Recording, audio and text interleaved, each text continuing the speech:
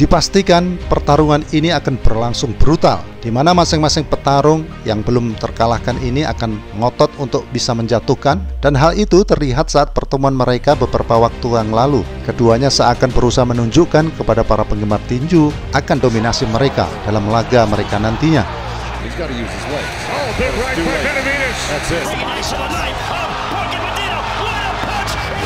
Dalam laga pertaruhan gelar WBA dan WBC ini, kedua petarung sama-sama melangkah ke atas ring dengan rekor yang cukup menggetarkan. David Benavidez, rekornya adalah 29 menang dengan 24 menang KO tanpa pernah kalah, sedangkan David Morrell adalah 11 menang tak pernah kalah dengan 9 KO. Statistik telah menunjukkan jika David Benavidez memiliki sedikit keunggulan kekuatan atas David Morrell, yaitu dengan persentase KO sebesar 83% dibandingkan 82% dari David Morrell. Benavidez usianya lebih tua 1 tahun, yaitu 27 tahun, dan David Morrell adalah 26 tahun. Benavidez bertarung dengan posisi ortodoks, sementara Morrell adalah petinju kidal. Dari Bandera Roja, petarung profesional yang lebih berpengalaman, dia telah menjalani 18 pertarungan lebih banyak dan melakoni debutnya di tahun 2013.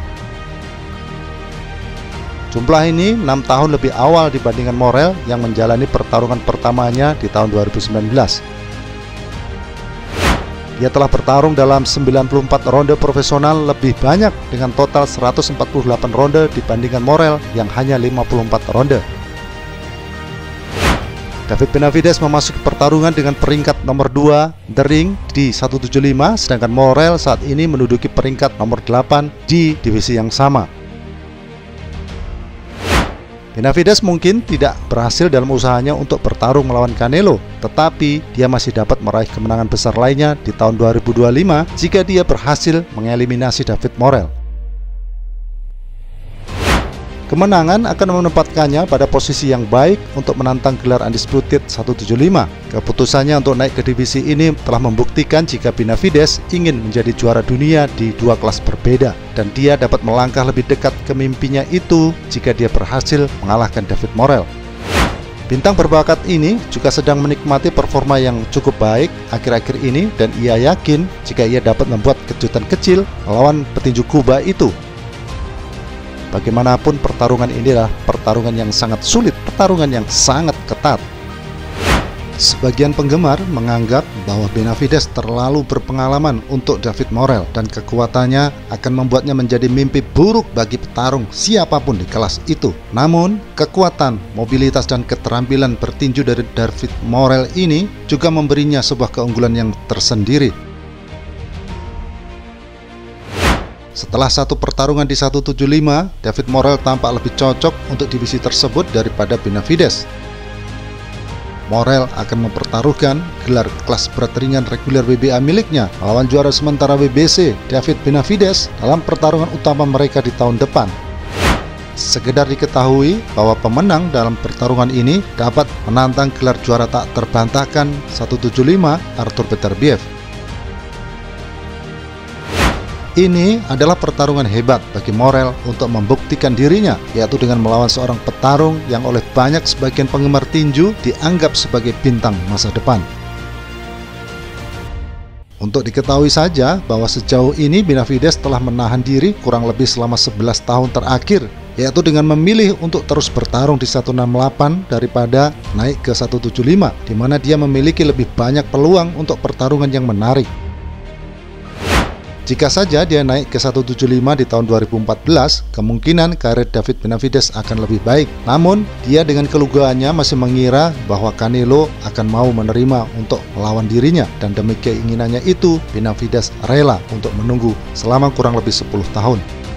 Sungguh sebuah kesalahan, karena sampai kini ternyata Canelo tidak pernah menggubrisnya. Pertarungan itu tidak akan pernah terjadi. Mereka sekarang berada di divisi yang berbeda, dan Canelo mengakhiri karirnya mungkin di 168, yaitu dengan cara memilih dan memilah para lawannya.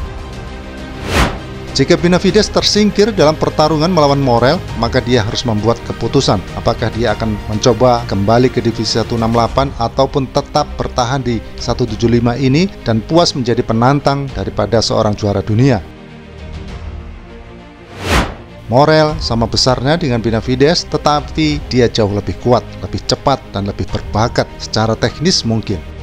Ia berasal dari sekolah tinju Kuba, dan selama ini dia telah mengembangkan gaya yang cocok untuknya karena dia lebih besar dari para lawannya saat bertarung di 168 selama 11 tahun sebelum akhirnya dia naik ke divisi 175. Dalam debutnya di 175 saat melawan Gvozdyk di tanggal 15 Juni kemarin, kita menyaksikan dan melihat Benavides sering terkena pukulan dari Gvozdyk. Kedepannya atau di 175 kemungkinan dia tidak akan mampu mencetak kemenangan KO seperti yang sering dia lakukan, sering dia dapatkan saat melawan petarung yang lebih kecil, tentunya di 168. Banyak penggemar mulai percaya bahwa juara kelas berat ringan sementara WBC, David Benavides, telah melakukan kesalahan dengan memilih untuk melawan juara reguler WBA Morel ini di tahap awal-awal karirnya di 175 sebelum mendapatkan pertarungan dengan bayaran besar yang mungkin selama ini dia cari. Morel dikenal memiliki kekuatan, kecepatan, dan keterampilan untuk bisa mengalahkan Benavides dan bahkan menjatuhkannya, di mana dia mungkin tidak akan pernah bisa bangkit lagi. Petinju berbakat asal Kuba ini adalah petarung yang diyakini banyak orang sebagai pewaris tahta di 175, dan Benavides telah salah memilih orang untuk mendapatkan bayaran besar yang mungkin akan mengubah kehidupannya.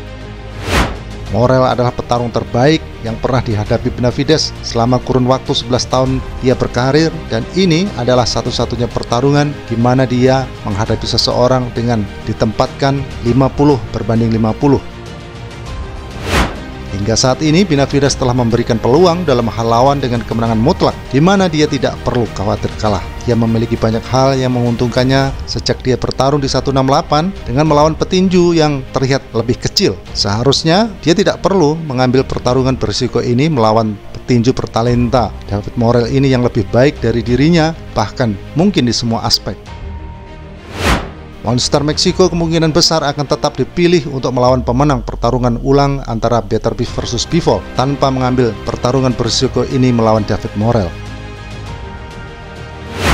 Keberanian yang menyebabkan keputusan Benavides untuk mengambil resiko ini kemungkinan besar diciptakan setelah kemenangannya atas petarung yang lebih kecil, lebih tua saat di 168. Namun sekarang dia diharuskan untuk bisa mengalahkan petarung muda papan atas untuk merebut gelar di 175.